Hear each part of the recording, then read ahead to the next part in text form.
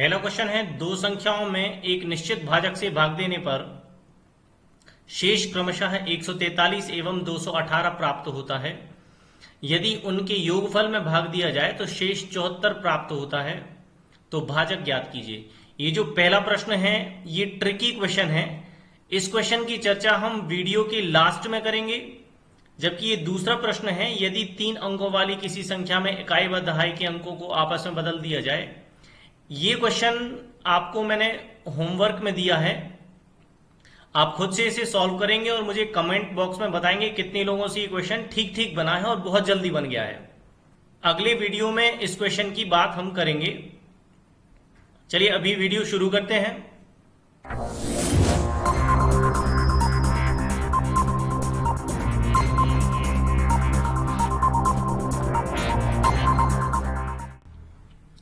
आइए इस flow chart के थ्रू हम नंबर सिस्टम का एक छोटा सा इंट्रोडक्शन ले लेते हैं। सबसे पहले हम बात करें कॉम्प्लेक्स नंबर्स की, तो कॉम्प्लेक्स नंबर्स कुछ इस तरीके से प्रदर्शित किए जाते हैं। जैसे मैं यहां पर लिख देता हूं a प्लस बी आई। यहां पर a और b रियल नंबर्स होंगे, जबकि i एक इमेजिनरी नंबर है। a और b यहां पर वास्तविक संख्याएं होंगी, जबकि i एक काल्पनिक संख्या होगी। तो इस तरीके से हम मैथ्स में कॉम्प्लेक्स नंबर्स को देख पाएंगे। अब हम बात करते हैं कॉम्प्लेक्स नंबर्स के टाइप्स की। तो कॉम्प्लेक्स नंबर्स के बेसिकली दो टाइप होते हैं, एक तो रियल नंबर्स कहलाएंगे, एक इमेजिनरी नंबर्स कहलाएंगे। हिंदी में इन्हें वास्तविक संख्याएं और काल्पनिक संख्याएं कहेंगे क्रमशः। वो सारी संख्याएं जिनका हम गणित में प्रयोग करते हैं सारी की सारी वास्तविक संख्याएं कहलाती हैं। जिस तरीके से हम देखें भाई 0 है, 1 है, 1/2 है, 0.5 है, पाई है, या कोई भी, मतलब इस तरीके से जो भी नंबर्स होते हैं जिनका हम गणित में प्रयोग करते हैं, √2 है, सारे के सारे रियल नंबर्स कहलाएंगे या वास्तविक संख्याएं कहलाती हैं। काल्पनिक संख्याएं वो सारी संख्याएं जिनकी एक्चुअल वैल्यू नहीं होगी, हम प्रदर्शित नहीं करेंगे, इनको आई से डिनोट करते हैं। जैसे मैं लिख देता हूं यहां पर आई है, i² है। कहने का अर्थ ये बनता है मैं कोई भी वैल्यू यहां पर आई की पुट कर सकता हूं। ये सारे के सारे इमेजिनरी नंबर्स कहलाते हैं। या मैं दूसरे तरीके से ऐसे भी कह सकता हूं कि जिनका प्रयोग मैं गणित में नॉर्मली नहीं कर सकता, वो सारी के सारी काल्पनिक संख्याएं कहलाती हैं। मैं यहां पर एग्जाम्पल के रूप में सकता हूं, ये भी एक काल्पनिक संख्या होगी। आगे बढ़ते हैं। अब वास्तविक संख्याएं हम देखें, इनके बेसिकली दो टाइप्स हैं। एक तो इरेशनल नंबर कहलाएंगे, एक रेशनल नंबर कहलाएंगे। मैं इरेशनल नंबर को हिंदी में अपरिमेय संख्याएं कहूंगा, जबकि रेशनल नंबर को परिमेय संख्याएं कह दूंगा। सबसे पहले हम रेशनल नंबर के विषय में जान लेते हैं। तो रेशनल नंबर या परिमेय संख्याएं वो संख्याएं होती हैं जिनको मैं p/q के रूप में प्रदर्शित कर सकता हूं, और ये p अंश होगा, q हर होगा। यहां पर कभी भी q का मान 0 नहीं होना चाहिए। तो देखिएगा मैं एग्जाम्पल ले लेता हूं यहां पर, जैसे 1/2 है, ये भी एक रेशनल नंबर है या परिमेय संख्या है। 0.5 है, ये भी एक परिमेय संख्या है। इस तरीके से मैं एग्जाम्पल। अब यहां इरेशनल नंबर की बात कर लेते हैं। तो इरेशनल नंबर वो सारे नंबर्स होंगे जो जिनको हम p/q के रूप में प्रदर्शित नहीं कर सकते हैं। एग्जाम्पल में देख लेते हैं भाई, जैसे √2 है, ये एक इरेशनल नंबर होगा भाई। 0.33 इस तरीके से इनके ऊपर बार, ये भी एक इरेशनल नंबर होगा। और देख लीजिए आप जो नंबर रिपीट करेंगे, जैसे फॉर एग्जांपल है 0.14 या 41, इस तरीके से जो भी नंबर हम ले लेंगे जो रिपीट करता चला जाएगा, मैं इरेशनल नंबर कह दूंगा। जो कहीं रुके ना, ये अनंत तक रिपीट करता चला जाए। बात कर लेते हैं आगे। तो रेशनल नंबर या अपरिमेय संख्याओं के और कोई भी टाइप नहीं होते हैं, जबकि रेशनल नंबर या परिमेय संख्याओं के फर्दर दो टाइप्स होते हैं। एक को तो हम इंटीजर कहेंगे और एक फ्रैक्शन कहलाएंगे। तो इंटीजर जो हैं ये पूर्णांक संख्याएं कहलाती हैं। पूर्णांक संख्याएं अब कोई भी ले लीजिए आप, जैसे 1, 2, 3, 4, कोई भी जो पूर्णांक संख्याएं, इनको हम इंटीजर्स कह देते हैं। जबकि फ्रैक्शन आप जानते ही हैं, भिन्न 1/2, 2/3, 4/5, लाइक दैट। ये एग्जाम्पल होगा आपके फ्रैक्शन की। नेक्स्ट वन, अब इंटीजर्स के दो टाइप्स फिर देखेंगे हम। यहां पर एक तो होते हैं नेगेटिव इंटीजर्स, एक होते हैं पॉजिटिव इंटीजर्स।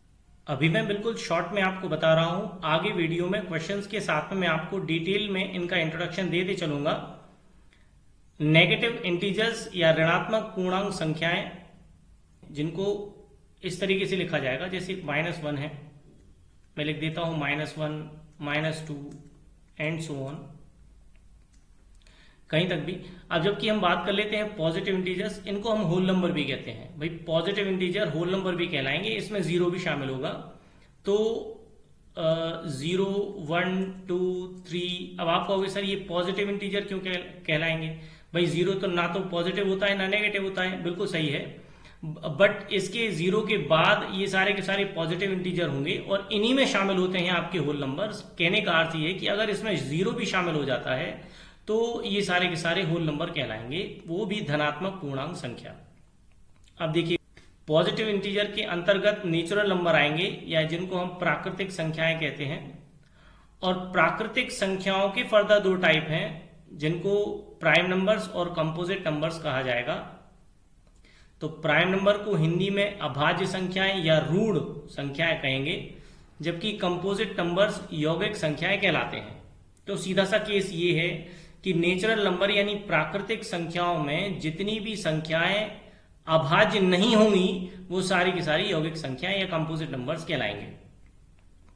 तो देखिएगा भाई, यहां पर प्राइम नंबर की हम बात कर लेते हैं। ये बहुत बड़ा टॉपिक है जो नंबर सिस्टम में समझने लायक है। सबसे ज्यादा क्वेश्चंस अगर कहीं से बनेंगे तो वो अभाज्य संख्याएं या रूढ़ संख्याओं से बनते हैं। तो अभाज्य संख्याएं वो सारी संख्याएं होती हैं जो केवल स्वयं की दुनिया में आती हैं, ये आपने पहले भी सुन रखा होगा। तो सबसे छोटी अभाज्य संख्या यदि मैं कहूं तो 2 होगी, इसके बाद 3, 5, 7। अब 100 तक मैं आपको बता देता हूं कि 100 तक अभाज्य संख्याओं की संख्या 25 होगी भाई, जिनमें अगर मैं 1 से 50 तक की बात करूं तो 1 से 50 तक 15 अभाज्य संख्याएं होती हैं, जबकि 51 से 100 तक अभाज्य संख्याओं की बात करूं तो वहां तक 10 अभाज्य संख्याएं होती हैं। और डिटेल डिस्क्रिप्शन में आगे आपको दे दूंगा। इनके अतिरिक्त सारी की सारी संख्याएं कंपोजिट नंबर या यौगिक संख्याएं कहलाती हैं। अब इसके अलावा भी और भी सारे नंबर्स होते हैं, जैसे को प्राइम नंबर्स हैं। मैं एक आध की और चर्चा कर लेता हूं यहाँ पर। जैसे मैं को प्राइम नंबर कहूंगा तो को प्राइम नंबर्स या सह अभाज्य संख्याएं जो होती हैं वो दरअसल जोड़ी में प्रदर्शित की जाती हैं, जैसे 2 और 3 इस तरीके से। अब यही मैंने क्यों लिखी, और भी कोई लिख सकता था, बट मैं आपको बता देता हूं को प्राइम नंबर या सह अभाज्य संख्याएं ऐसी संख्याएं होती हैं जिनका महत्तम 1 होता है या जिनका गुणनखंड 1 ही होता है, इसके अलावा और कोई भी गुणनखंड नहीं होते। तो ये सारी सह अभाज्य संख्याएं ही कहलाती हैं। अब हम सीधे क्वेश्चंस पे चलते हैं। क्वेश्चनरी इस चैप्टर से किस तरीके की बनती है, जबकि ये बहुत बहुत ज्यादा इंपॉर्टेंट चैप्टर है। यदि आप मैथ्स अच्छे से सीखना चाहें या कॉम्पिटिटिव एग्जाम को क्रैक करना चाहें तो बहुत सारे क्वेश्चंस इस चैप्टर से आपके बनते हैं। चलिए आगे देखते हैं। रूल फर्स्ट कहता है कोई भी 4 लगातार प्राकृतिक संख्याओं का गुणनफल सदैव 24 से पूर्णतः विभाजित होगा। यहां पर हम सबसे पहले शुरुआती प्राकृतिक संख्याएं देख लेते हैं, जैसे 1 गुणित 2 गुणित 3 गुणित 4, ये हमेशा 24 से पूर्णतः विभाजित होगा। तो आप देख सकते हैं 4 3 12, 12 दूनी 24, यानी कि ये पूरा पूरा कट जाता है। इसी तरीके से और भी सारी हम संख्याएं देख लेते हैं, 7, 8, 9 और 10, इनका मल्टीप्लीकेशन हम करके देख लेते हैं क्या ये पूरी तरीके से कटती हैं, रूल फॉलो करती है। तो देख लीजिए 8 से 3 बारी कट जाएगा और 3 से 3 बारी ये कट जाएगा, मतलब ये पूर्णतः विभाजित होती है। और भी संख्याएं देख लेते हैं, एक आध और एग्जाम्पल देख लेते हैं। तो 101, 102, 103 और 104 को हम काट के देख लेते हैं क्या ये भी रूल फॉलो करते हैं। 24 से काट लेते हैं। तो यदि हम 6 से इसे काटेंगे तो 6 से ये 17 बारी कट जाता है भाई। 4 से यदि हम इसे काटते हैं तो 26 बारी कट जाता है। तो यहां पर भी हमें समझ में आया कि ये भी रूल फॉलो करते हैं। नेक्स्ट वन रूल देख लेते हैं। ये सब चीजें आपको याद रखनी होंगी और इसके अतिरिक्त आपको ये नोट डाउन भी करके रखना होगा, बहुत इंपॉर्टेंट चीजें हैं। नेक्स्ट रूल कहता है दो लगातार प्राकृतिक संख्याओं के वर्गों का अंतर उनके योगफल के बराबर होता है, वर्गों का अंतर। तो कोई भी एग्जाम्पल ले लेते हैं। फॉर एग्जाम्पल यहां पर देख लीजिए, जैसे मान लीजिए 8 का वर्ग 64 होगा, 9 का वर्ग देख लीजिए 81 होगा। अब रूल कहता है इनके वर्गों का जो अंतर होगा, भाई डिफरेंस, अंतर जो होगा वो उनके योगफल के बराबर होगा। तो 9 और 8 17 होते हैं। अब देख लेते हैं इनके वर्गों का अंतर। तो 81 में से 64 घटा के देखते हैं, ये भी 17 आता है। जबकि 9 और 8 को जोड़ेंगे, ये भी 17 आता है। मतलब ये दोनों हमेशा हमेशा इक्विवेलेंट होंगे। इस चीज को याद रखिएगा, ये भी इंपॉर्टेंट रूल है, काम में आता है। नेक्स्ट देख लेते हैं। ये रूल कहता है सभी अभाज्य संख्याएं विषम संख्याएं होती हैं 2 को छोड़कर। सबसे पहले मैं आपको सभी अभाज्य संख्याएं बता देता हूं 100 तक, जिनकी सबसे ज्यादा जरूरत पड़ती है।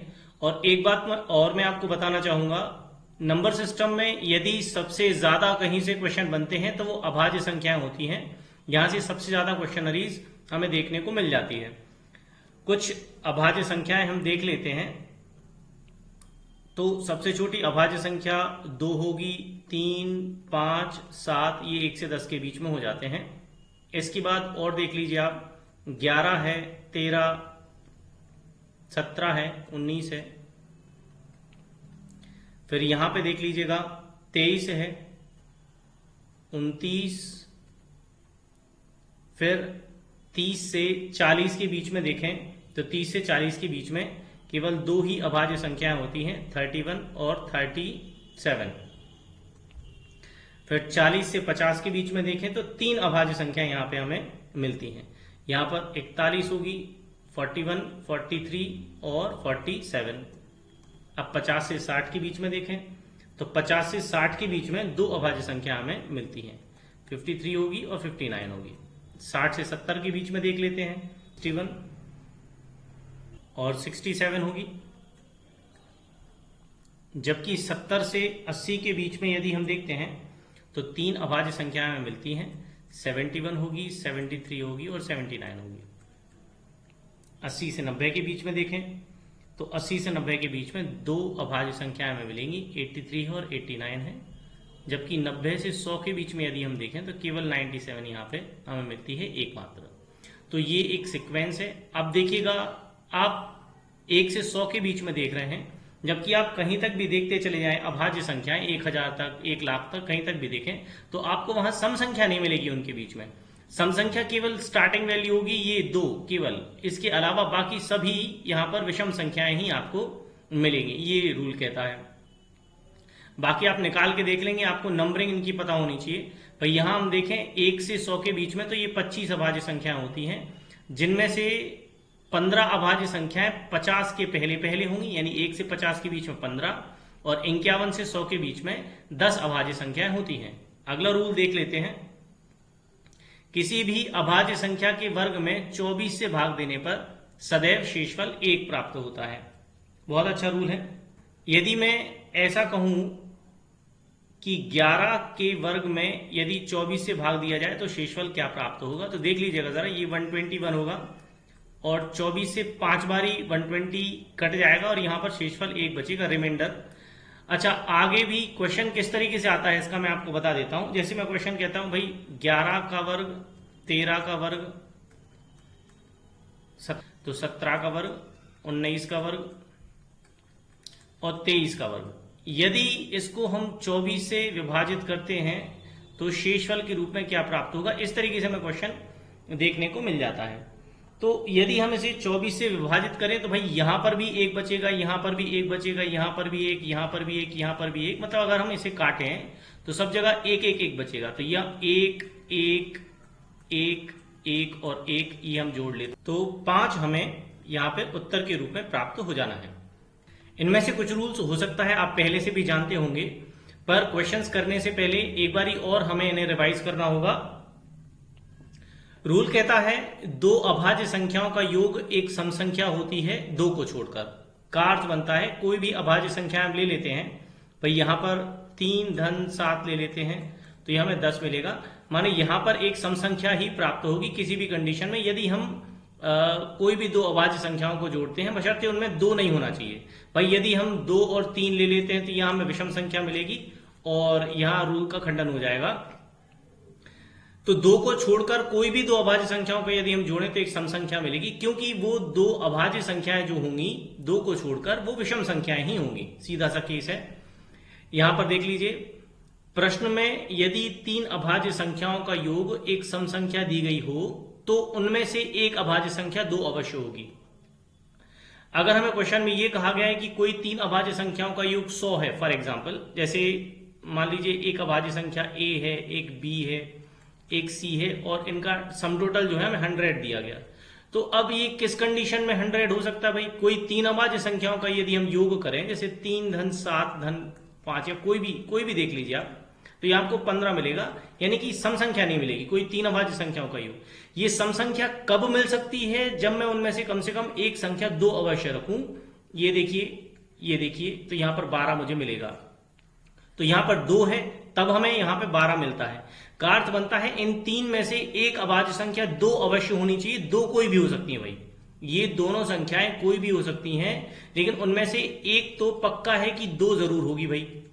ये हमसे रूल में कहा गया है, इस चीज को समझना पड़ेगा।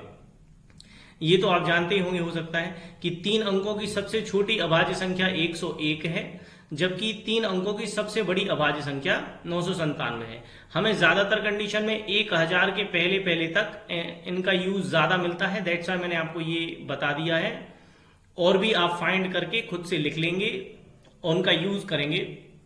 चलिए क्वेश्चंस पे चलते हैं हम। बच्चे यहां पर ये अभाज्य खंड ये शब्द देखकर कंफ्यूज हो जाते हैं, जबकि यहां पर कोई स्पेशल मीनिंग इसका नहीं बनता है। मैं आपको सॉल्व करके बताता हूं। ये फॉर एग्जाम्पल A1080 के अभाज्य खंड मुझसे निकालने के लिए कहा गया है, तो 2 से ये 540 बारी कट जाएगा, 2 से 270 बारी कट जाएगा, वापस से हम 2 से काटेंगे तो ये 135 टाइम्स कट जाना है, फिर 3 से कट जाएगा 45 बार, 3 से 15, 3 से 5 और 5 से 1 बारी। यहां पर हमें इन्हें काउंट करना होगा, तो हम पता कर लेते हैं 1 2 3 4 5 6 7। तो इसका आंसर क्या होगा भाई? अभाज्य खंडों की संख्या क्या होगी? 7 होगी। इसमें पावर वाले क्वेश्चंस भी आते हैं, वो भी मैं एक क्वेश्चन आपको बता देता हूं, आपको समझ में आ जाएंगे। Next question 84 to the power 143 में अभाज्य खंडों की संख्या ज्ञात कीजिए। Nothing special. 84 के हम प्राइम फैक्टर्स निकाल लेते हैं। यहां 2 से 42 टाइम्स कट जाना है, 2 से 21 टाइम्स कट जाएगा, 3 से 7 टाइम्स और 7 से 1 टाइम। यहां में पता चलता है 1 2 3 4, इसके प्राइम फैक्टर्स निकलते हैं 4। अब यहां 4 निकले हैं, तो ये इसके ऊपर जो पावर है 143 की, इसमें इसका मल्टीप्लाई हम कर देंगे, हमारा आंसर हमें मिल जाता है। तो हमारा आंसर आता है 572। तो इस क्वेश्चन का आंसर हुआ भाई 572। यहां पर प्राइम सेगमेंट्स हैं, हिंदी में कहें तो अभाज्य खंड इसमें हैं। नेक्स्ट क्वेश्चन देखते हैं। इस क्वेश्चन में भी अभाज्य खंड निकालने के लिए हमसे कहा गया है, देख लेते हैं। 24 के अभाज्य खंड यहां हम देखें तो 4 मिलेंगे हमें। 17 के अभाज्य खंड नहीं मिलेंगे क्योंकि वो एक अभाज्य संख्या है, तो इसका अभाज्य खंड एक ही होगा। और 18 के यदि हम अभाज्य खंड देखें तो हमें 3 अभाज्य खंड यहां पर मिल जाते हैं। तो अब इसको किस तरीके से सॉल्व करेंगे भाई? 24 के जबकि 4 है और 24 के ऊपर यहां पर पावर हमें 15 मिलती है, तो 4 इंटू 15 हम कर देंगे, 60 हमें मिल जाता है। लास्ट वन क्वेश्चन यदि आपने अच्छे से समझा है तो ये क्वेश्चन आपके लिए बहुत आसान हो जाएगा। और 17 का अभाज्य खंड 1 है, तो 1 गुणित, अब 17 के ऊपर पावर देख लेते तो यह 13 है, तो इसका मल्टीप्लीकेशन 13 से कर देंगे, यहाँ 13 हमें मिल जाता है। नेक्स्ट वन देखें, 18 के अभाज्य खंड 3 हमें मिले थे और 18 के ऊपर पावर 43 है, तो 43 में इसका हम मल्टीप्लाई कर देंगे 129 हमें मिल जाता है। सभी का सम टोटल करेंगे तो यहाँ 202 हमें मिलता है। ये इस क्वेश्चन का हमारा आंसर हो जाता है। अब यदि यही क्वेश्चन हमें डिवाइड करने के लिए मिल जाता है तो किस तरीके से इसे सॉल्व करेंगे हम देखते हैं। सबसे पहले इनके अभाज्य खंड हम निकाल लेते हैं, यानी कि प्राइम सेगमेंट्स हम निकाल देते हैं। तो 18 के ऊपर 15 पावर हमें दी गई है। इसमें हमें पता चलता है भाई 18 के अभाज्य खंड जो होंगे 3 होंगे और इसके ऊपर पावर 15 है, तो मल्टीप्लाई कर देते हैं 45 हो जाता है। यहाँ पर 75 दिया गया है तो 75 के भी अभाज्य खंड यानी प्राइम फैक्टर्स यदि हम निकालें तो 3 ही मिलेंगे और 16 का इसमें मल्टीप्लाई कर देंगे 48 आ जाता है। आगे देखते हैं 42। यदि इसमें हम अभाज्य खंड निकालने की कोशिश करेंगे तो यहाँ पर भी हमें 3 ही मिल जाते हैं, जबकि यहाँ पे पावर 14 की है तो यहाँ 42 आ जाएगा। 35 के ऊपर 12 की पावर दी गई है। इसमें यदि हम अभाज्य खंड निकालें तो भाई 2 मिलेंगे हमें, जबकि पावर यहाँ 12 की है तो ये 24 मिल जाता है। 12 के ऊपर 16 पावर दी गई है तो 12 के यदि हम अभाज्य खंड निकालें तो 3 मिलेंगे। इस तरीके से मल्टीप्लाई कर देते 16 तो यहाँ 48 हमें मिल जाता है। अब करना क्या है, जो अंश पोजीशन पे वैल्यूज हैं यानी कि न्यूमरेटर पोजीशन पे जो वैल्यूज हैं इनको अलग ऐड करना है और जो डिनोमिनेटर पोजीशन पे हैं यानी हर पोजीशन पे उनको अलग ऐड करना है, दोनों को आपस में घटा देना है। इट मीन्स होगा कैसा सिस्टम, 45 प्लस 48 प्लस 42 इनको अलग ऐड करेंगे।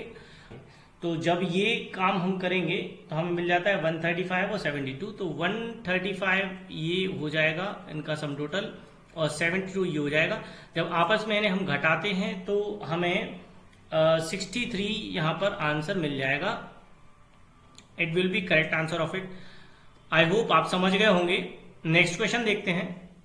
यहाँ पर नंबर ऑफ डिविजर्स हमें निकालना है, तो देख लीजिए जरा कैसे इस क्वेश्चन को शॉर्ट आउट किया जाएगा शॉर्टकट में। पहले मैं आपको पूरा करके बताता हूं। तो यदि 120 में हम देखें तो 1 से भाग चला जाएगा, 2 से चला जाएगा, 3 से, 4 से, 5 से, 6 से चला जाएगा और इसके अलावा 8 से भी चला जाएगा, 10, 12 भी डिवाइड कर देगा, 15 भी डिवाइड कर देगा, 20 भी डिवाइड कर देगा, 24 भी डिवाइड कर देगा, 30, 40, 60 और 120 ये हमारे नंबर्स यहाँ पे बनते हैं। यदि हम काउंट करें तो 1, 2, 3, 4, 5, 6, 7, 8, 9, 10, 11, 12, 13, 14, 15, 16, 16 ऐसे नंबर्स हैं जो 120 को पूर्णतः विभाजित कर सकते हैं या डिविजर्स इसके हैं। अब इसी क्वेश्चन को शॉर्टकट में कैसे देखा जाएगा, तो हम इसकी ट्रिक देख लेते हैं। देखिएगा सबसे पहले तो 120 के हम प्राइम फैक्टर्स निकाल देते हैं। तो 2 से 60 टाइम्स, 2 से 30 टाइम्स, 15 टाइम्स, 3 से 5 टाइम्स और 5 से 1 टाइम। तो यहाँ पर जो भी पावर्स आती हैं हम देख लेते हैं। तो 2 के ऊपर 3 पावर है, 3 के ऊपर 1 पावर है और 5 के ऊपर 1 की पावर है। ट्रिक ये है कि इन सभी पावर्स में 1 1 ऐड कर देंगे। भाई यहाँ पर 1 1 ऐड करना है, देख लीजिएगा जरा। इस तरीके से सभी में 1 1 हम ऐड कर देंगे और उसके बाद जो हमें पावर्स मिलती हैं टोटल, जैसे ये 3 और 1 4 हो गई, ये इस तरीके से हमें पावर मिल जाती है। ये 4 हो जाता है, ये 2 मिल जाता है हमें और ये 2 मिल जाता है।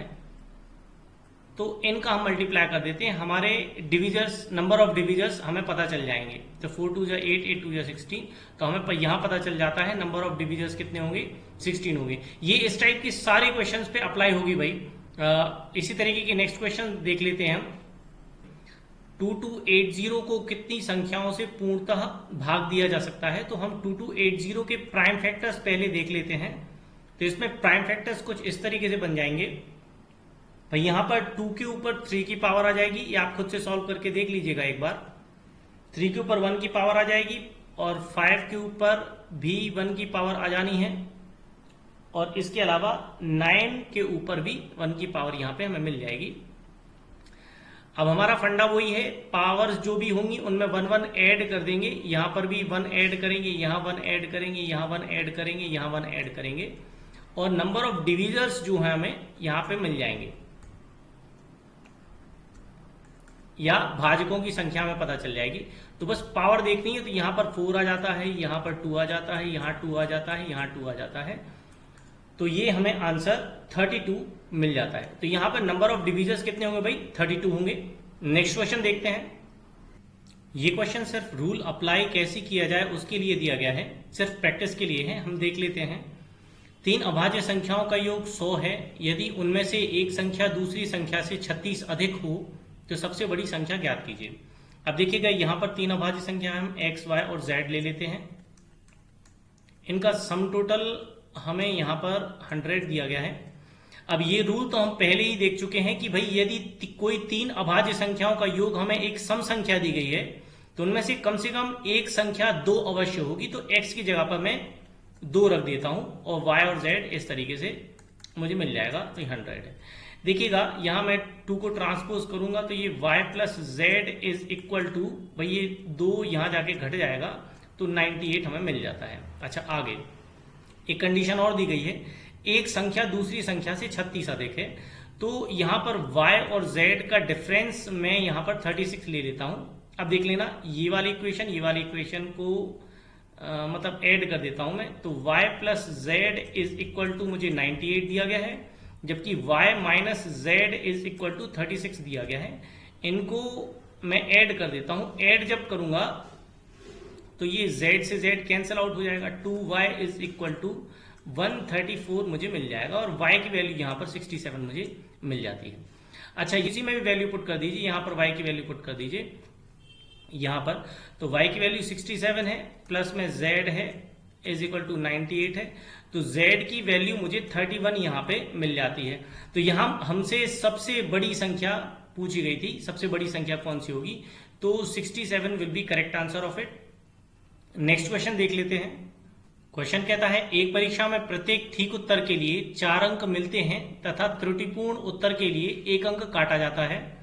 यदि एक परीक्षार्थी ने 75 प्रश्न हल किए हैं और उसे 125 अंक प्राप्त हुए हों, तब उसने कितने प्रश्नों के सही उत्तर दिए? देखिए, इस टाइप के क्वेश्चन हमें जनरली एसएससी एग्जाम्स में मिल जाते हैं।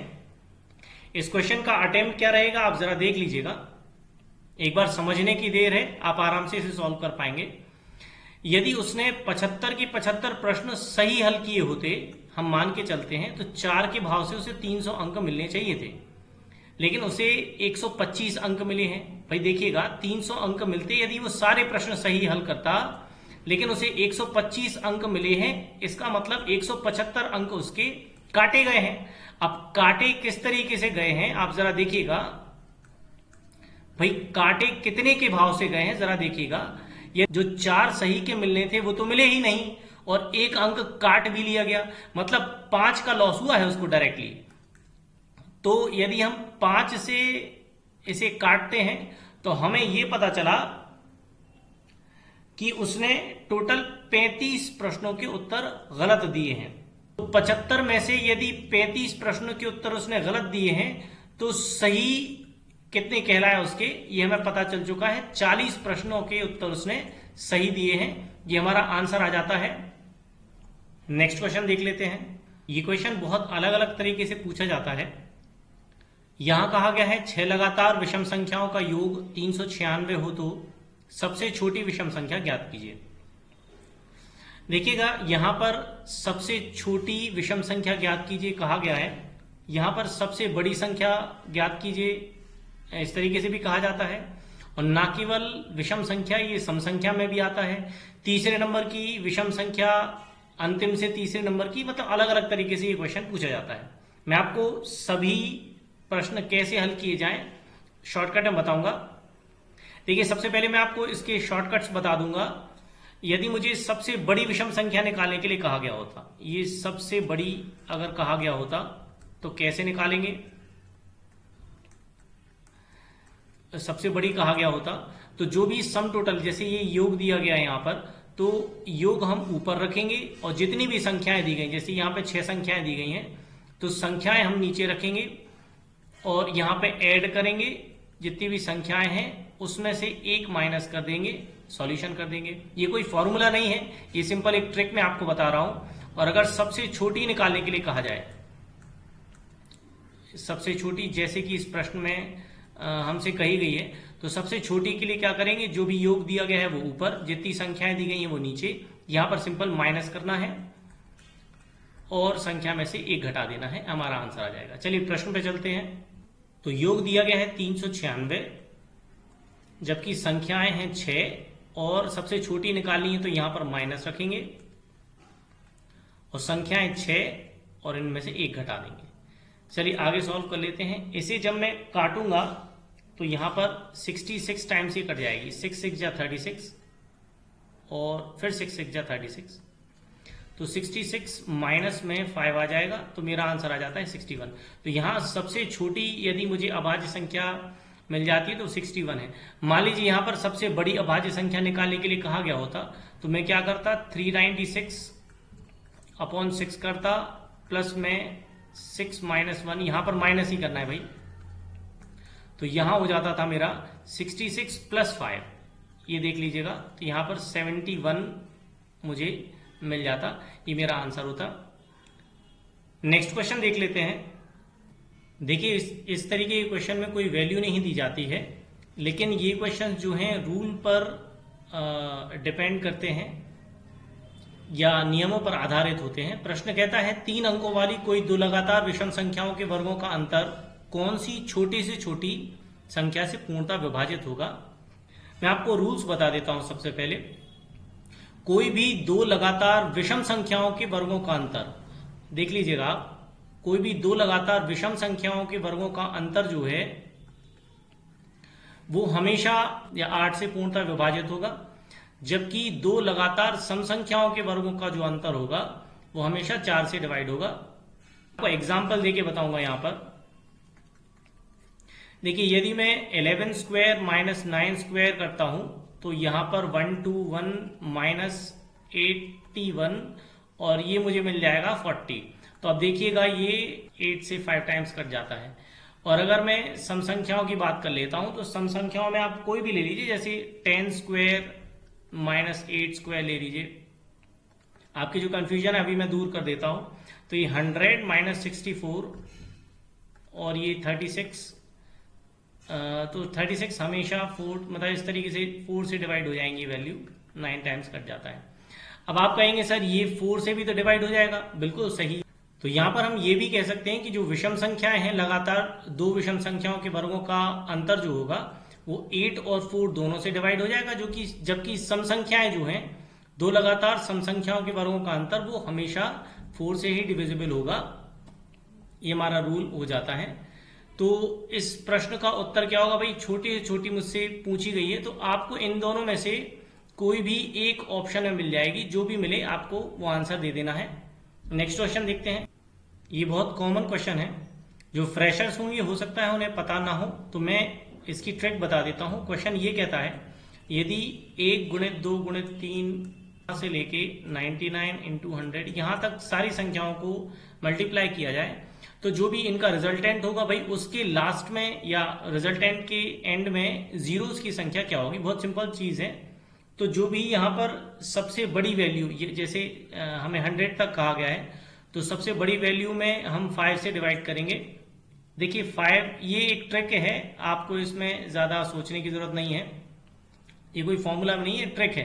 तो 5 से डिवाइड करना है, जो भी यहाँ पे रिजल्ट आता है उसको तब तक डिवाइड करते जाना है 5 से, जब तक कि 5 से छोटी वैल्यू हमें ना मिल जाए। तो यहाँ पर 5 से छोटी वैल्यू मिल गई है, अब हम इसे डिवाइड कर नहीं सकते।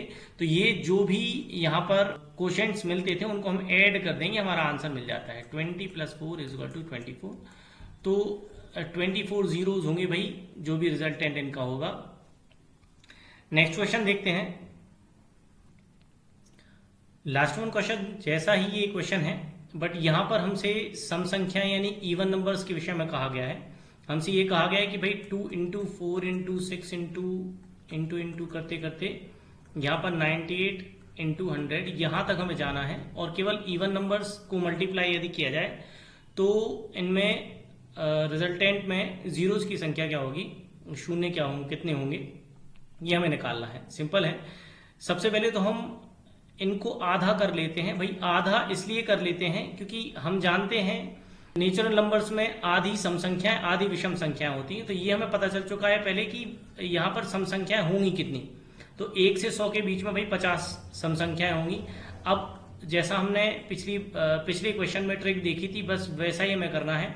5 से जब हम इसे डिवाइड करेंगे तो 10 आ जाएगा, और 10 को वापस से 5 से डिवाइड करेंगे तो यहाँ 2 आ जाएगा।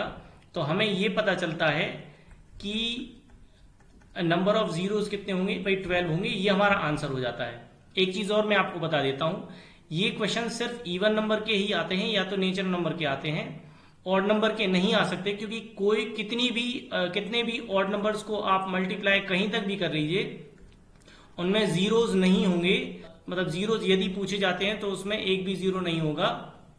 जीरोस केवल नेचुरल नंबर और इवन नंबर में ही मिलते हैं। नेक्स्ट क्वेश्चन देख लेते हैं। ये क्वेश्चन कहता है एक व्यक्ति पहले दिन 18 रुपए, दूसरे दिन 30 रुपए, तीसरे दिन 42 रुपए, इसी तरीके से 1 महीने तक जमा करता रहता है। यदि महीना 30 दिन का हो तो कुल जमा राशि ज्ञात कीजिए। भाई देखिए, जब भी वैल्यूज समांतर श्रेणी में हो, यानी कि उनके बीच में इक्वल डिस्टेंस हो, तब इसको सॉल्व करने का कोई ऐसा शॉर्टकट नहीं हो सकता कि एक लाइन में आंसर आ जाए। हमें इसे किस तरीके से सॉल्व करना होगा मैं आपको बताता हूं। यदि मुझे यहां पर कुल राशि निकालनी है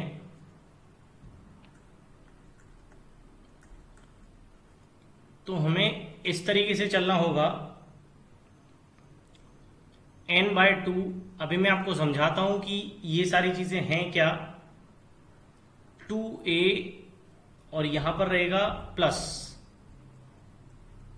under bracket n-1 into D, यहां पर डिफरेंस रहेगा। ये सारी चीजें मैं आपको समझाता हूं। यहां पर n का मतलब है नंबर ऑफ नंबर्स, मतलब ये जो 30 यहां पर दिया गया है, जितने भी डेज दिए जाएं या जितना जो लास्ट वैल्यू हमें दी गई है उसको हम यहां पर रखेंगे। तो n की वैल्यू मुझे क्या मिल जाती है भाई, n = 30 मेरे पास है। इसके अलावा ये a जो है ये फर्स्ट नंबर होगा या फर्स्ट डिजिट होगा या फर्स्ट वैल्यू होगी। तो यहां पर a की वैल्यू मेरे पास 18 है। ये एक क्वेश्चन यदि आप समझ जाते हैं तो इस टाइप के सारे क्वेश्चंस आप आसानी से सॉल्व कर पाएंगे। फिर वापस से n मतलब वही 30 होगा, और d यहाँ पे डिफरेंस मतलब इनके बीच का जो अंतर है वो यहाँ पर d के द्वारा प्रदर्शित किया जाएगा। तो 18 और 30 में डिफरेंस कितने का है, 12 का। भाई वैल्यू पुट कर देते हैं इसमें। तो देखिएगा जरा, n की जगह पर 30 रखूंगा मैं, अपॉन में 2, फटाफट सॉल्व कर लेंगे हम। 2 इंटू a, अब a की वैल्यू यहाँ पर 18 हमें पता है, प्लस में रहेगा n-1 और इंटू d। तो d मेरे पास 12 था, इसको जो हम शॉर्ट आउट करेंगे तो यहाँ पर 15 मिल जाएगा मुझे। यहाँ 36 प्लस 348 हो जाएगा जब 29 इंटू 12 होगा, और जब इनको ऐड करके 15 से मल्टीप्लाई करेंगे तो हमें 5760 मिल जाता है, 5760। तो ये मेरा आंसर हो जाता है। होप आप समझे होंगे। एक बार आप इस चीज की प्रैक्टिस कर लेंगे तो ये इजी हो जाएगा आपके लिए। मैंने क्या किया है, किस तरीके से किया है। चलिए नेक्स्ट क्वेश्चन देख लेते हैं। ये जनरली 2-2 सेकंड के क्वेश्चंस होते हैं। जैसे क्वेश्चन में ये कहा गया है 216 के ऊपर 119 की घात यानी 216 टू द पावर 119 के परिणाम का इकाई अंक ज्ञात कीजिए। तो एक चीज मैं आपको बता दूं, यहां पर इकाई का अंक 6 है, तो इसका आंसर भी 6 ही होगा। इसी मुझे सॉल्व करने की जरूरत नहीं होगी। मैं एक बात आपको बता दूं, जिस भी संख्या, चाहे उसके ऊपर कितने की भी पावर लगी हो, जिस भी संख्या बेस वैल्यू का इकाई का अंक 0, 1, 5 और 6, ये इनमें से कोई हो, तो चाहे उसके ऊपर कितने की भी पावर लगी हो, उसका रिजल्टेंट वही का वही नंबर होगा। अच्छा, मैं आपको ये भी बता देता हूं, अगर ये नंबर नहीं होता तो इकाई का अंक किस तरीके से निकालते। मान लीजिए मुझे क्वेश्चन ये दिया गया होता 2, 3, 5, 4 सपोज, और इसके ऊपर मुझे पावर दी गई होती 21। ये इस तरीके से पावर दी गई होती। अब मुझसे कहा गया कि संख्या के परिणाम में इकाइकांक क्या होगा, तो मुझे किस तरीके से सॉल्व करना चाहिए। यहाँ पर सिर्फ इकाई अंक की बात हो रही है, तो यहाँ पर 4 के ऊपर 21 की घात सबसे पहले हम लिखेंगे, बाकी वैल्यू से मुझे कोई मतलब नहीं होगा। और फाइनल घात निकालने के लिए क्या करेंगे, ये जो इसके ऊपर पावर दी गई है, चाहे कितनी भी बड़ी पावर दी गई हो, उसको 4 से डिवाइड करेंगे। भाई 4 से इसलिए डिवाइड करेंगे क्योंकि केवल 4 पावर तक ही वैल्यूज में इकाइकांक बदलता है, उसके बाद रिपीट करने लगता है। अब इसे हम काट देते हैं, जो भी शेषफल बचता है, देखिए भाई यहाँ पर शेषफल 1 बच रहा है, इट मीन्स अब पावर होगी यहाँ पर क्या 1, इट मीन्स इस संख्या का इकाइकांक क्या होगा 4 होगा। एक क्वेश्चन और मैं आपको बता देता हूं, जैसे मुझे दिया गया 333, अब मुझसे ये पावर दी गई है 25 फॉर एग्जाम्पल, या कोई भी पावर ले लीजिए, 26 ले लीजिए, 26 पावर दी गई मान लीजिए, तो यहाँ इकाइकांक 3 है, मतलब 3 के ऊपर ये 26 की घात है। अब मैं इसे 4 से भाग दूंगा तो शेषफल में बचता है 2, तो यहाँ फाइनल घात कितने की होगी भाई 3 के ऊपर 2 की घात, मतलब 3 गुणित 3 यदि मैं करता हूं तो यहाँ पर मुझे 9 उत्तर मिल जाता है, मतलब इस संख्या का इकाइकांक क्या होगा 9 होगा। होप आप समझ गए होंगे। नेक्स्ट क्वेश्चन देख लेते हैं, ये भी 2 सेकंड का ही क्वेश्चन है, जल्दी से हम देख लेते हैं। हमसे कहा गया है 313 गुणित 172 गुणित 447 गुणित 114 के परिणाम का इकाइकांक ज्ञात कीजिए। यहाँ पर वैल्यूज कितनी भी बड़ी दी गई हो, हमें उनसे कोई मतलब नहीं होता। यदि हमें यूनिट वैल्यू निकालनी है तो सिर्फ यूनिट वैल्यू से ही मतलब होना चाहिए। मतलब यहाँ पर 3, 2, 7 और 4, तो यहाँ 3 × 2 × 7 × 4 हम करेंगे, बस ये हमारा इकाइकांक पता चल जाएगा हमें। तो यहाँ पर 6 निकल के आता है, यहाँ पर 7 4 जा 28, तो सिर्फ 8 लिखेंगे भाई, सिर्फ यूनिट वैल्यू हमें लिखना है। अगर यहाँ पर 5 वैल्यू होती तो एक एक्स्ट्रा वैल्यू को यहाँ पर हम और ले लेते, मैं अभी आपको बता देता हूँ। फिर वापस इनका मल्टीप्लाई करेंगे, तो जो भी जैसे 6 8 जा 48, तो यहाँ पर सिर्फ 8 रखेंगे, मतलब सिर्फ यूनिट करते चले जाएंगे, ये हमारा आंसर आ जाता है। मान लीजिए यहाँ पर विषम संख्याओं में संख्या दी गई होती, फॉर एग्जाम्पल जैसे एक आध और वैल्यू होती, जैसे मान लीजिए यहाँ पर 313 गुणित 172 गुणित 447, कोई भी ले सकते हैं, 114, और मान लीजिए 212 होती, कोई भी होती, तो हम क्या करते, वापस वही काम करते, मतलब सिर्फ यूनिट वैल्यू से हमें मतलब होना चाहिए। 3 × 2 × 7 × 4 × 2, तो यहाँ पर देखिएगा वापस हमें 6 मिलता, यहाँ पर 7 4 जा 28, तो 8 ही मिलता, और यहाँ 2 का 2 हम लिख देंगे भाई यहाँ, फिर वही काम करेंगे। 6 8 जा 48, तो 8 मिलता है, यहाँ 2 का 2 लिख देंगे लास्ट में, तो 8 2 जा 16, फिर मेरा आंसर क्या हो जाता भाई 6 हो जाता। इस तरीके से मैंने आपको बता दिया। चलिए आगे देख लेते हैं। ये क्वेश्चन भी 2 सेकंड में सॉल्व होने वाला क्वेश्चन है। क्वेश्चन कहता है भाग के एक प्रश्न में शेषफल 0 है या 0 है। देखिए इस क्वेश्चन में विशेषता यही है कि इसमें शेषफल 0 दिया गया है। इस टाइप के जो भी क्वेश्चंस होते हैं उनमें 99% केसेस में यहाँ पर शेषफल में कुछ ना कुछ दिया जाता है, तो क्वेश्चन इजी हो जाता है। अब यहाँ पर अगर शेषफल 0 है तो कैसे सॉल्व करेंगे मैं आपको बताता हूँ। एक छात्र किसी संख्या को 35 के बदले 21 से भाग दे देता है तो उसे भागफल 30 प्राप्त होता है। यदि वह वास्तविक भाजक से भाग देता है तो भागफल क्या प्राप्त होगा। देखिए यहाँ पर भागफल पूछा गया मुझे, वास्तविक संख्या वाला यानी पहला। इस क्वेश्चन को कैसे सॉल्व किया जाएगा, यहां पर मैं पहला भाजक गुणित पहला भागफल रखूंगा, बराबर में रहेगा दूसरा भाजक गुणित दूसरा भागफल। देखिएगा जरा, यहां पर पहला भाजक मुझे 35 दिया गया है, जबकि पहला भागफल मुझसे पूछा गया है। दूसरा भाजक मुझे 21 दिया गया है और दूसरा भागफल 30 दिया गया है। इनको आजू बाजू हम काट देते हैं, हमारा आंसर हमें मिल जाएगा। 7 5 जा कट जाएगा, 7 3 जा कट जाएगा, 5 से 6 टाइम्स ये कट जाएगा, तो यहां पर पहला भागफल मुझे मिलता है 18। ये मेरा आंसर हो जाता है। इस टाइप के क्वेश्चंस को इस तरीके से सॉल्व किया जाएगा। ये स्पेशल टाइप्स ऑफ क्वेश्चन होते हैं। नेक्स्ट क्वेश्चन देख लेते हैं। नंबर सिस्टम के ये ट्रिकी क्वेश्चन हैं, बट 5 सेकंड के क्वेश्चन उन लोगों के लिए हैं जो इनकी ट्रिक जानते हैं। चलिए देख लेते हैं। किसी संख्या में 18 से भाग देने पर शेष 15 प्राप्त होता है। यदि संख्या के वर्ग में 18 से भाग दिया जाए तो शेषफल क्या प्राप्त होगा। भैया हम शेषफल पूछा गया है, यहां पर जो भी पहला शेषफल है, ध्यान दीजिएगा भाई, पहला जो शेषफल दिया गया है उसका ही आप वर्ग कर दीजिए और 18 से वापस से भाग दे दीजिए जो हमसे कहा गया है, हमारा आंसर हमें मिल जाएगा। तो यहाँ 225 को यदि मैं 18 से भाग देता हूं तो यहाँ शेषफल के रूप में मुझे 9 प्राप्त होगा, ये मेरा आंसर हो जाता है। वापस से आप देख लीजिए, क्वेश्चन कहा गया है किसी संख्या में 18 से भाग देने पर शेष 15 प्राप्त होता है। तो जो भी पहला शेष दिया गया है हमें, उसका वर्ग कहा जाए या घन कहा जाए या जो कुछ भी है, तो इसी का हमें वर्ग या घन करके और वापस उसी भाजक से भाग दे देना है। जो भी शेष मिलता है वो मेरा आंसर हो जाएगा। नेक्स्ट क्वेश्चन देखते हैं। ये बहुत अच्छा क्वेश्चन है। ये क्वेश्चन नंबर सिस्टम में आपके लिए क्वेश्चन ऑफ द डे होगा। आइए समझते हैं किस तरीके से सॉल्व किया जाएगा इस टाइप के क्वेश्चन को। किसी संख्या में 4, 6 और 8 से लगातार भाग देने पर उनके क्रमागत शेष 2, 3 और 4 प्राप्त होते हैं। यदि भाजकों का क्रम बदल दिया जाए तब उनके क्रमागत शेष क्या प्राप्त होंगे। सबसे पहले मैं आपको एक फॉर्मूला बता देता हूं जो जानना आपके लिए बहुत जरूरी है, तभी आप इस क्वेश्चन को सॉल्व कर पाएंगे। वो आपने पहले भी देखा होगा।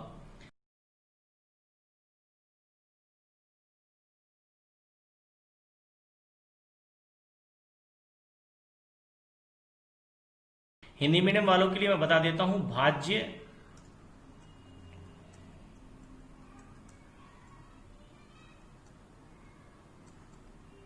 भाज्य बराबर भाजक गुणित भागफल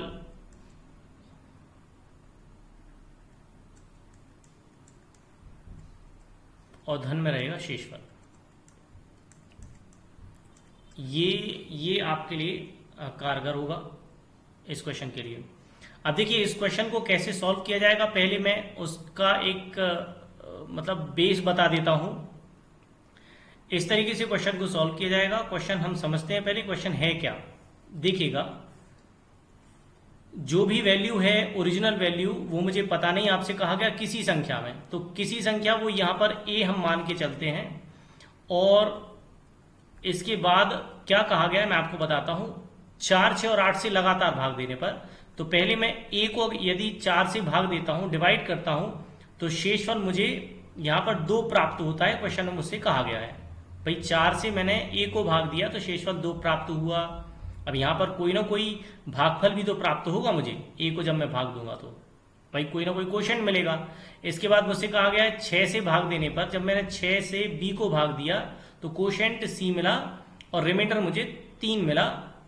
और जब मैंने ऐसे 8 से भाग दिया सी को तो यहाँ पे 1 मिल जाता है और रिमाइंडर मुझे 4 मिल जाता है। ये मुझसे कहा गया, मतलब कुल मिला के मुझे ए की वैल्यू यहाँ पे पता कर लेनी है। तो ए की वैल्यू जब पता कर लेंगे तब आगे क्वेश्चन को हम सॉल्व कर पाएंगे। चलिए ए की वैल्यू हम पता करते हैं। अब इसको सॉल्व कैसे किया जाएगा, यहां से यदि मैंने शुरू किया है तो यहां तो मुझे ए बी और सी, यहां पर तो मुझे लेटर्स मिलते हैं जबकि नंबर सिर्फ मुझे नीचे मिलते हैं। तो इसको लास्ट से शुरू की तरफ सॉल्व करना शुरू करना पड़ेगा, तभी मुझे यहां पर ए की वैल्यू मिलेगी। चलिए सॉल्व करना शुरू करते हैं। देखिएगा जरा,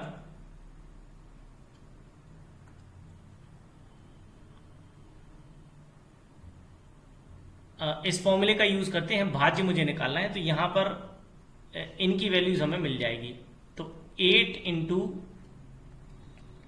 1 प्लस 4, देखिए भाजक गुणित भागफल धन शेषफल। तो ये भाजक क्या है, यहां पर 8 है, भागफल क्या है 1 है और शेषफल क्या है 4 है। ये मुझे सी की वैल्यू यहां पे मिल जाएगी, इसके ऊपर वाले की वैल्यू। तो ये 8 एकम 8 4 12, तो ये 12 काय की वैल्यू हो गई भाई, सी की वैल्यू हो गई। अब देखिए सी की वैल्यू मुझे मिल चुकी है, अब बी की वैल्यू मुझे निकालनी है। तो बी की वैल्यू कैसे निकालेंगे, 6 गुणित क्या करेंगे, यहां पर 12 करेंगे भाई, 6 गुणित 12 करें, 6 गुणित 12 और धन शेषफल हम करेंगे, धन शेषफल यानी कि 3। तो 12 6 72 3 75, ये मुझे बी की वैल्यू मिल गई। इसी तरीके सॉल्व करना भाई इस क्वेश्चन को।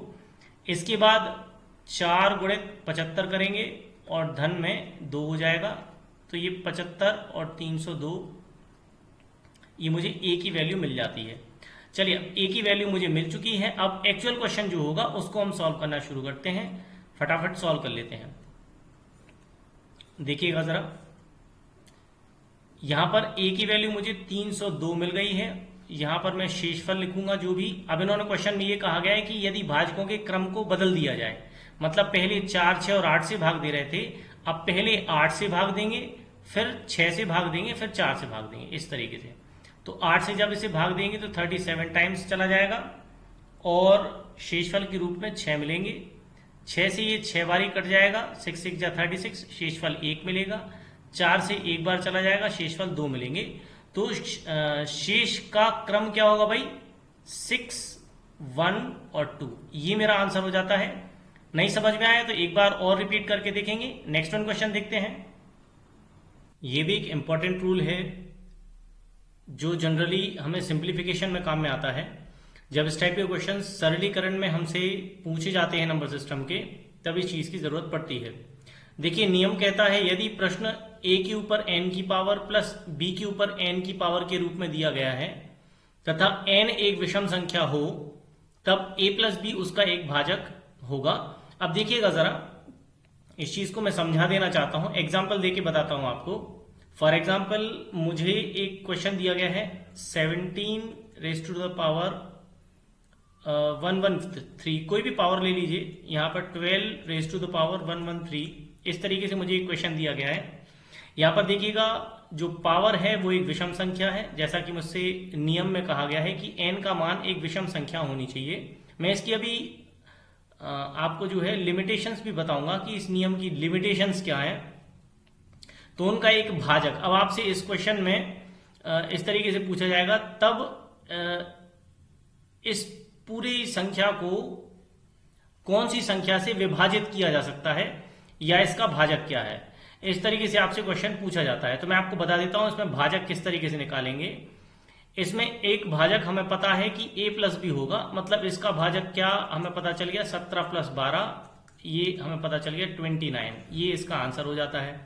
अब देखिए, इस रूल का यूज हम तभी कर सकते हैं जब पावर एक विषम संख्या हो, एक लिमिटेशन है, और दूसरी लिमिटेशन इसकी ये है कि पावर्स एक सी होनी चाहिए। यहां पर पावर यदि अलग अलग होंगी तो क्या करेंगे, अभी मैं आगे आपको बताता हूं। नेक्स्ट देखते हैं, ये भी उसी के जैसा एक रूल है। नियम कहता है यदि प्रश्न a के ऊपर n की पावर माइनस b के ऊपर n की पावर के रूप में दिया गया है तथा n एक विषम संख्या है, देखिए ये इंपॉर्टेंट चीज है देखने वाली, तो a माइनस बी उसका एक भाजक होगा। और यदि n एक सम संख्या है तो उसके भाजक a माइनस बी व a प्लस बी दोनों हो सकते हैं। देखिएगा, यहां पर एग्जाम्पल देके मैं आपको बताता हूं। मान लीजिए मैंने ये एक क्वेश्चन लिया है, 48 के ऊपर कोई भी पावर ले लीजिए विषम, जैसे 17 ले लिया मैंने, माइनस 7 के ऊपर 17 पावर ले ली। अब मुझसे ये पूछा गया है कि इनको पूर्णतः विभाजित करने वाली संख्या कौन सी होगी, यानी इनका भाजक हमसे पूछा गया है, डिवीजन हमसे पूछा गया है।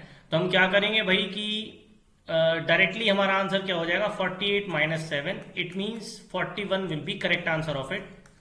लेकिन यदि n एक सम संख्या हो, हमसे ये कहा गया है n एक सम संख्या हो, जैसे मान लीजिए मुझसे कहा गया 48 टू द पावर 12 और माइनस 7 टू द पावर 12, इस तरीके से ये एक इवन नंबर है, पावर जो इवन नंबर दी गई है। तो इस कंडीशन में इसका एक भाजक तो 48 माइनस 7 यानी कि एक डिवीजर 41 भी हो सकता है, और एक डिवीजन 48 प्लस 7 इट मीन्स 55 भी हो सकता है। तो ये दोनों ही हमें मतलब दोनों में से कोई एक आंसर हमें वहां पर ऑप्शन के रूप में मिल जाएगा, दोनों नहीं मिलते हैं, ये आपसे कहा गया। अच्छा, एक बात और मैं आपको बताना चाहूंगा, मान लीजिए यहां पर पावर जो है वो एक सी नहीं है, उस कंडीशन में हम क्या करेंगे। जैसे मैं एक एग्जांपल लेके आपको बताता हूं, इस तरीके से दिया गया है कुछ 7 टू द पावर 82, और माइनस में या प्लस में कोई भी ले लीजिए, प्लस में ले लेता हूं मैं। कंडीशन, दोनों कंडीशंस में ये चीज अप्लाई हो जाती है। और एक और ले लेता हूं 3 टू द पावर 41, इस तरीके से ले लेते हैं। अब इसको सॉल्व कैसे किया जाएगा जबकि पावर अलग अलग है, तो इस तरीके से आपको क्वेश्चन दिया जाएगा कि आप पावर एक सी यहां पर कर सकते हैं। तो यहां पर मैं लिख सकता हूं 7 टू द पावर 7 का स्क्वायर के ऊपर 41 प्लस 3 के ऊपर 41 की पावर।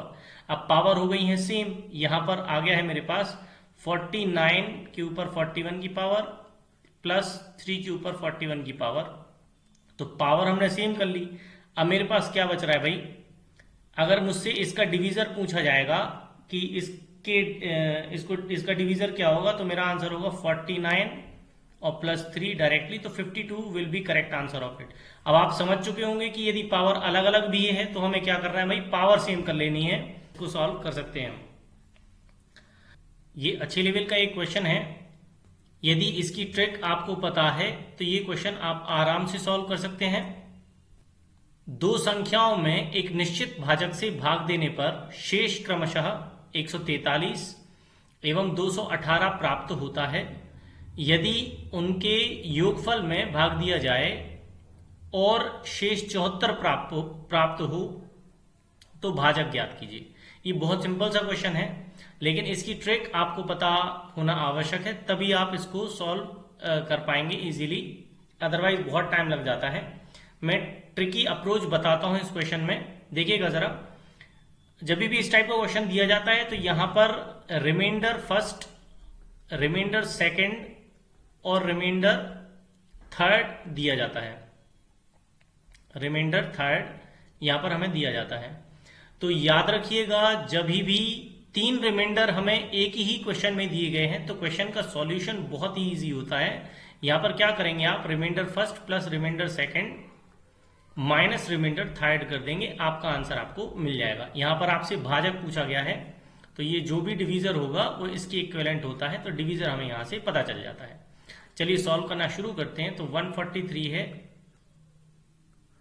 प्लस 218 है, माइनस में हमें 74 कर देना है, तो ये हो जाता है 361, जबकि 74 यदि इसमें से हम माइनस करते हैं तो हमें 284 आंसर मिल जाता है। आई होप आपको क्वेश्चन समझ में आया होगा। नेक्स्ट वीडियो में हम इसी चैप्टर के कुछ एडवांस लेवल के क्वेश्चन और मॉडरेट लेवल के क्वेश्चन रखेंगे, जो वाकई एग्जाम लेवल के क्वेश्चन होते हैं। Thanks for watching.